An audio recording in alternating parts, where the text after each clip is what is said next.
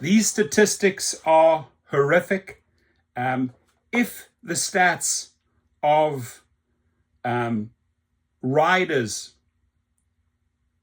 conducting sexual misconduct towards drivers, if those stats were flowing into these stats included, it would just look terrible for Uber and Lyft. Uber received reports of sexual misconduct every 8 minutes for 5 years, the records show. When David Risher was asked about this, he was so ashamed. You could see he was genuinely ashamed. Uber received reports of sexual assault or sexual misconduct in the United States nearly every 8 minutes between 2017 and 2022, according to sealed court records reviewed by the New York Times. This figure is far higher than the company has previously disclosed. Obviously, they cover up. That's Dara Khosrowshahi. He's known for that. Publicly, Uber has promoted itself as one of the safest transportation options, publishing safety reports and marketing campaigns emphasizing that 99.9% of US trips occur without incident. But the newly unsealed records, part of a large-scale litigation against the company, show that Uber logged 400,181 reports of sexual assault or misconduct in that 5-year span. How did that information come out? Was there a whistleblower? By the way, if you are in the San Francisco headquarters and you know stuff like this, come forward, be a whistleblower, right? There's a lot of bullshit going on there. I mean, we know about wage theft. We know about tip theft. Now 400,000 reports. It does not look good for Uber and Lyft. By contrast, Uber's previously released safety reports disclosed 12,000. My friend, 12,500.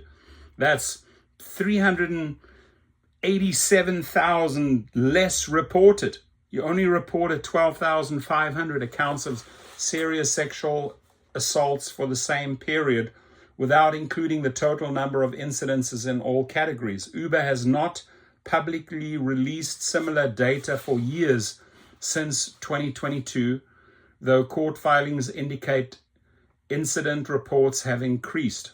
Court records indicate that Uber's safety decision was shaped in part by its focus on expanding its customer base, limiting legal exposure, and preserving its business model, which treats drivers as independent contractors rather than employees, according to the Times. The classification lowers labor costs because the company is not required to provide benefits or overtime, and it limits oversight since drivers are not subject to the same workplace rules as traditional employees. Now, this bimbo here who appears in the ad has nothing to do with the article. I mean, this is just the dumbest chick I've ever come across, this LYFT guy.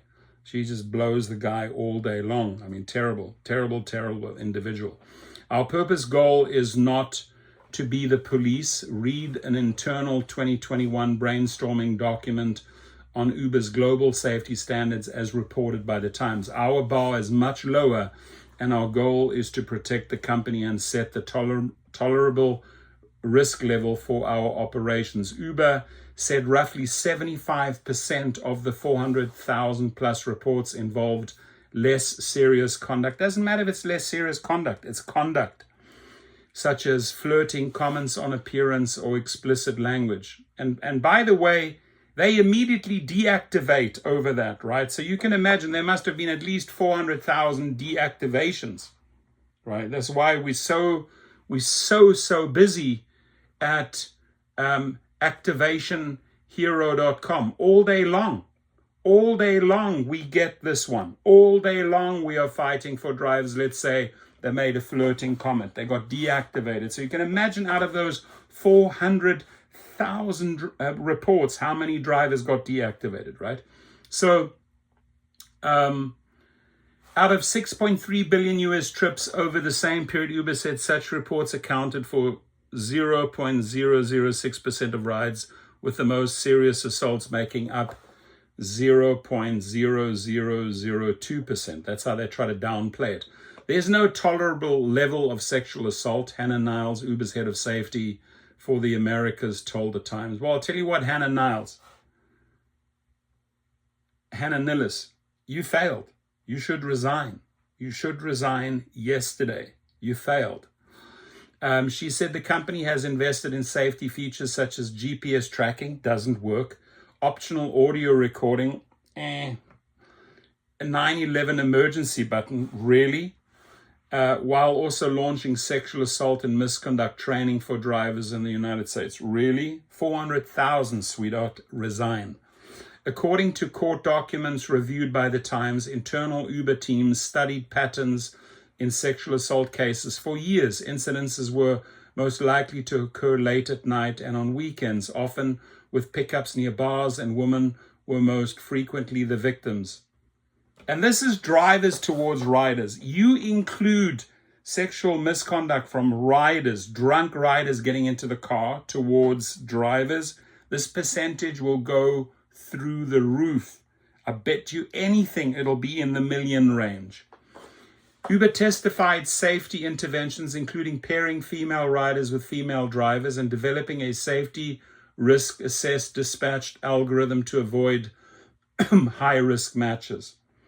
The company found the female-to-female pairing reduced incidences but delayed introducing it in the United States, citing potential legal and cultural backlash following the 2024 presidential election. That option is now being piloted in LA, San Francisco, and Detroit. In a public statement responding to the Times investigation, Uber disputed suggestions that it downplayed safety issues. I think you downplayed them. You only reported 12,500.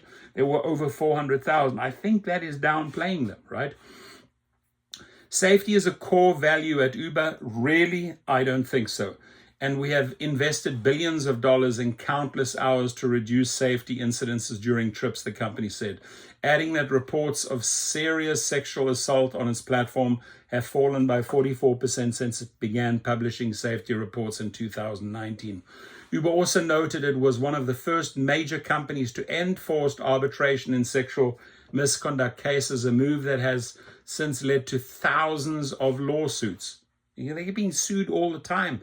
At Activation Hero, my friend, we're suing them every single day, multiple times, right? Because they just can't get out of their shit. This policy change allowed survivors to bypass private arbitration and file their sexual assault, harassment, or misconduct claims in federal or state courts, making the allegations and proceedings part of the public record. LYFT has also reported thousands of sexual assaults. In a statement to the New York Times, LYFT said that reports of sexual assaults are statistically very rare and represent far less than 1% of the rides. The company added that it will continue investing in technology, policies, and partnerships to try and prevent and detect unsafe situations. The U.S. Government Accountability Office report last year found sexual violations to be severely underreported across all modes of transportation and noted the absence of centralized database for tracking such incidents. Your comments, please. And like I say, these attorneys like taking on cases of sexual misconduct or sexual assaults from drivers towards riders. Why don't you include the stats and the cases of riders conducting that same type of behavior towards drivers? Those cases would go into the millions. Leave your comments, please.